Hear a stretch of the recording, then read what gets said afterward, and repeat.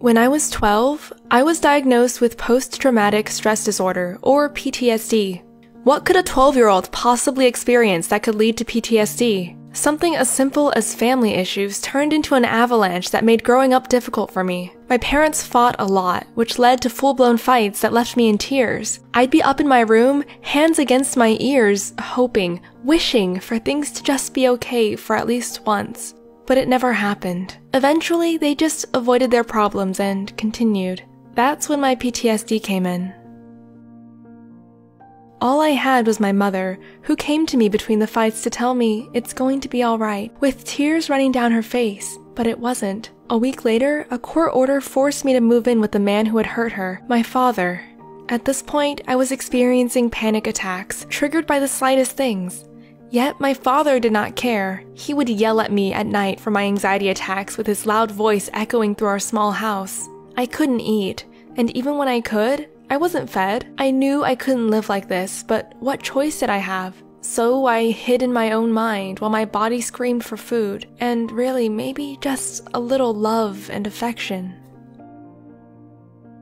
My father screamed constantly. I even wondered if screaming was a family trait, something he could pass on to me. The nights I lived with him were the worst. Almost kind of like a nocturnal animal, my anxiety was most active at night, and I wouldn't be able to sleep as I feared my father's footsteps. My body could barely keep up with my anxiety, exhausted from too many sleepless nights and not enough food.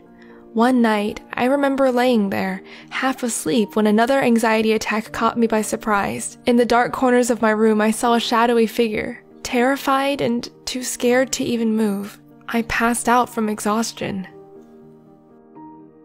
I lived this way for over 6 months.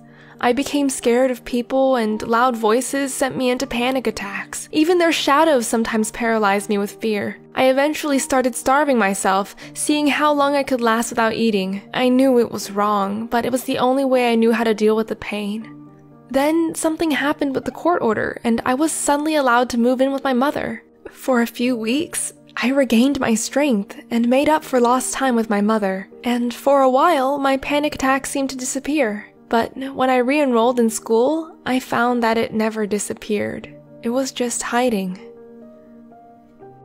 Now, on top of being scared of disappointment or yelling, I was also scared of being left behind, especially by my mother. I was constantly afraid that she would leave me alone again, and I would go home one day and see her missing, or worse, find another court order on the table saying I would be forced to live with my father again. The more I feared it, the stronger my panic attacks returned. I would scream at my classmates to leave me alone, treating them like I treated my father. Any friends I could have made were lost by now, and I was once again left with no one but my mother. Soon, I was falling over backward in all the stress, anxiety, and trauma. My grades suffered, and panic attacks became more common at school, more violent. One day in English class, I just stopped breathing and started crying uncontrollably. Through the tears, all I could see were dozens of eyes staring at me, and I just ran, my adrenaline pumping and my heart aching, until I collapsed and fainted in the hallway. When I woke up, I saw my mother by my side. I felt safe, but I still needed help. With my mother's encouragement, I eventually started seeing a therapist.